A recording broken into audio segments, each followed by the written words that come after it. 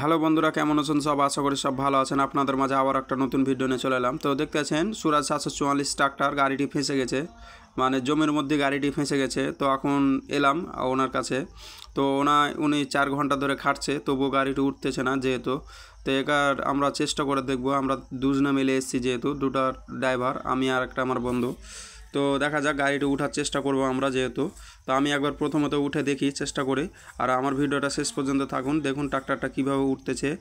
আর আপনাকে একটা কথা বলি, আমার চ্যানেলটিকে অবশ্যই সাবস্ক্রাইব করে যাবেন। তো আমার সঙ্গে থাকুন, দেখতে পাবেন।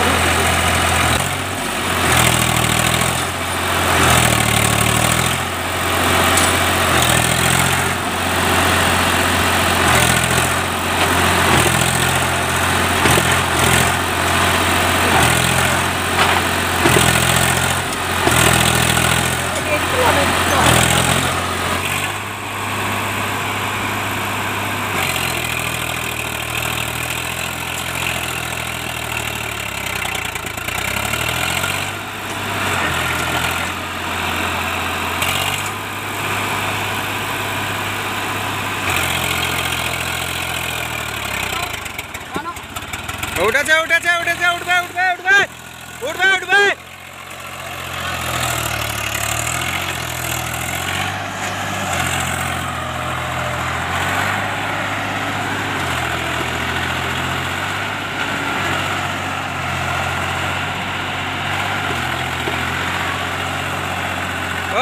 উঠবে উঠবে, ডানে ডানে ডানে, জোরে জোরে জোরে।